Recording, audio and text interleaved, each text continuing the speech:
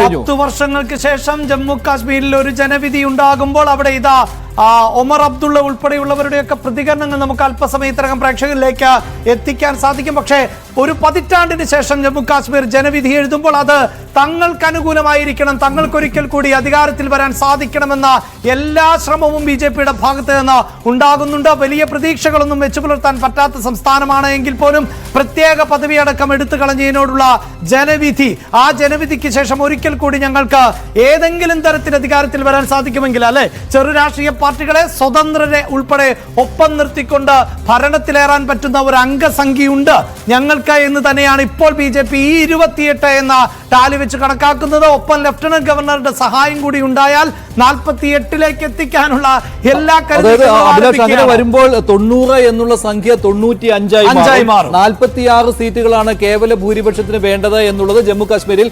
48 മാറും. അങ്ങനെ വരികയാണെങ്കിൽ അത് ബുദ്ധിമുട്ടുണ്ടാക്കുന്നു. ഈ 5 പേർക്കും വോട്ടവകാശം ഉണ്ടായിരിക്കുമല്ലോ, ആ 5 പേരും BJPക്കായിട്ട് അവിടെ വോട്ട് ചെയ്യും. അങ്ങനെ വരികയാണെങ്കിൽ ഈ 46 എന്നുള്ള ഫിഗർ കിട്ടിയാൽ പോലും കോൺഗ്രസ് NC ഇനി PDPയെ കൂട്ടി 46 എത്തിയാൽ പോലും പറ്റില്ല എന്നുള്ളതാണ്. അത് കണ്ടറിഞ്ഞുകൊണ്ടാണ് ഇപ്പോൾ നേതാക്കളെ ശ്രീനഗറിലേക്ക് അയച്ചിരിക്കുന്നത്. ഉടൻ തന്നെ ചർച്ച തുടങ്ങി വെക്കൂ എന്നുള്ളതാണ്. പക്ഷേ ഹരിയാനയിൽ ഇതിനുള്ള ഒരു സാഹചര്യവുമില്ല.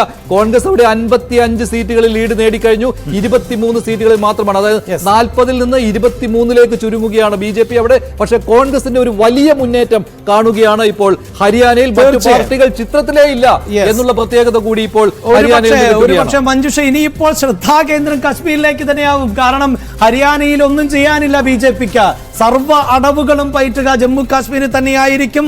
അധികാരത്തിലേറാൻ 1% സാധ്യതയുണ്ട് എങ്കിൽ അത് വിജയിപ്പിച്ചെടുക്കുന്ന രാഷ്ട്രീയ തന്ത്രവും ഇന്നലകളും നമ്മൾ BJP കേന്ദ്രങ്ങളിൽ നിന്ന് കണ്ടതാണ്. അത്തരം നാടകങ്ങൾ ഇതാ ആരംഭിക്കാൻ പോകുന്നു എന്നതിന്റെ കൃത്യമായ സൂചന. അതിന്റെ അടിസ്ഥാനത്തിലാണ് ജമ്മു കാശ്മീരിലേക്ക് കേന്ദ്ര ഒമർ അബ്ദുള്ളയുടെ പ്രതികരണം വരികയാണ്. ഒമർ അബ്ദുള്ള പറയുന്നത്, ഞങ്ങൾക്ക് ഇപ്പോൾ ആത്മവിശ്വാസമുണ്ട്, സർക്കാർ രൂപീകരിക്കാൻ പറ്റും. അത് മാത്രമല്ല ഒരു സുതാര്യത ഇപ്പോൾ ഫലത്തിൽ വന്നിട്ടുണ്ട് എന്നുള്ളതാണ്, ഇല്ലേ? അതേ സമയത്ത് തന്നെയാണ് BJPയുടെ 3 പ്രധാന നേതാക്കൾ ശ്രീനഗറിൽ ചെറിയ പാർട്ടികളുമായി ചർച്ച തുടങ്ങി വെക്കാൻ പോകുന്നത്.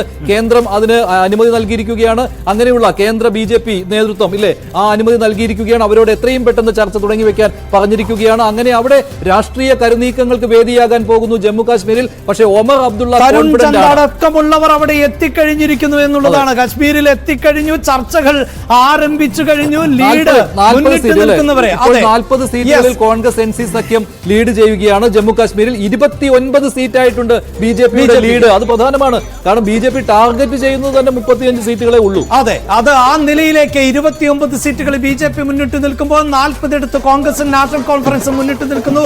ആ ആത്മവിശ്വാസമാണ് അടുത്ത മുഖ്യമന്ത്രി ജമ്മു കാശ്മീരിൽ ഒമർ അബ്ദുള്ള ആയിരിക്കുമെന്ന രീതിയിലാണല്ലോ പൊതുവെ നടന്നുകൊണ്ടിരിക്കുന്നത്.